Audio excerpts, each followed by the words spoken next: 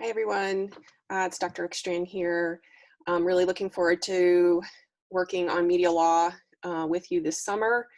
I just wanted to talk a little bit about this course, a little bit about me, and what would make for a successful experience for you.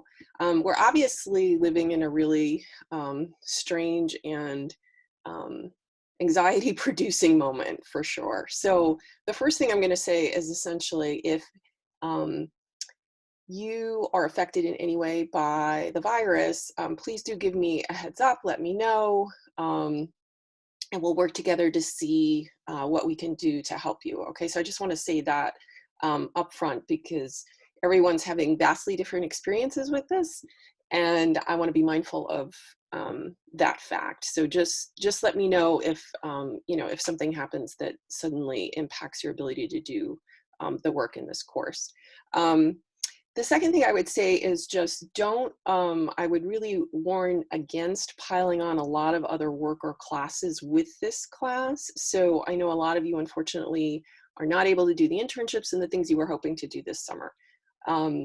That said, if you've piled on or decided to take on a lot of other classes or work along with this, I think you're going to find that challenging. We're packing 15 weeks of material into 5 weeks. And it's intense. I have done this now for 3 summers. I've been teaching for 20 years. With the online course, I have found that I lose about 3 to 4 students out of 20 or so students, 25 students every summer because they have decided to do a whole host of other things along with this, and it doesn't work. So I just want to flag that for you now.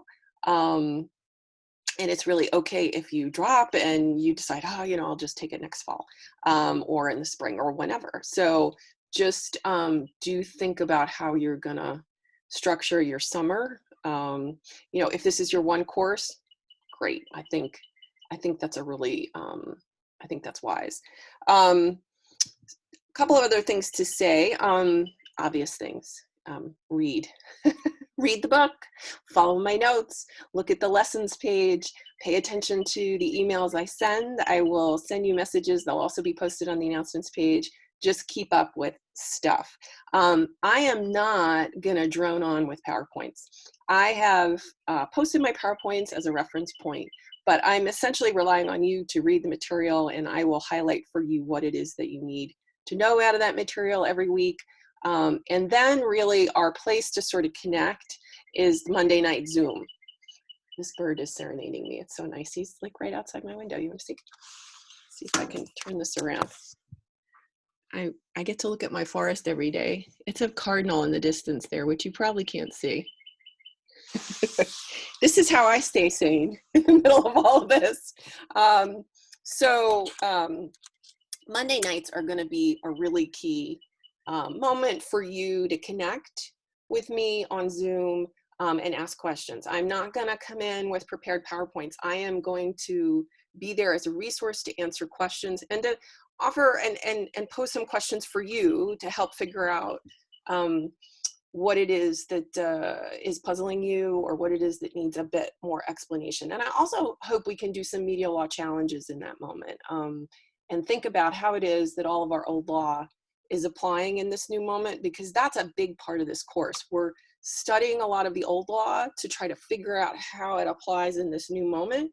And we have a ton of challenges in this new moment as it relates to free speech. So, and free press. So it makes this course very exciting in my view.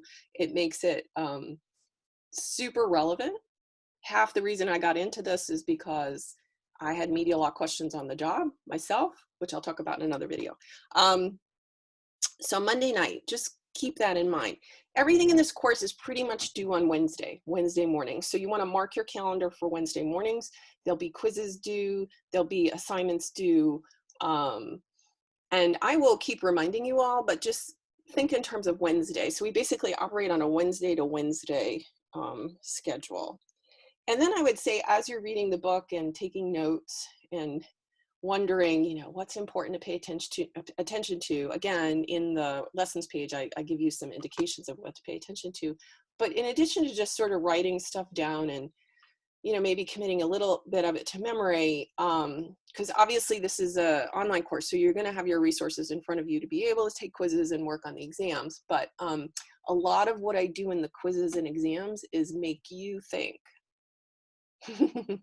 So you're taking these concepts, you're taking these definitions, you're taking case law, and you're going to be applying these ideas in new scenarios. And so what you want to do is, as you're writing stuff down, you want to think about, gee, how does this apply now? How might this apply now? How does this definition operate in maybe some of the the work in media that that you do, even as a student, because it does. One of the most exciting things about media law, I think, is that it's with us from sun up to sundown. From the moment that you turn on your smartphone in the morning and check what's going on, to, you know, the moment you put it next to you at bed, all the principles, all the law that we're going to learn this semester is very much tied up in that little device that we so rely on.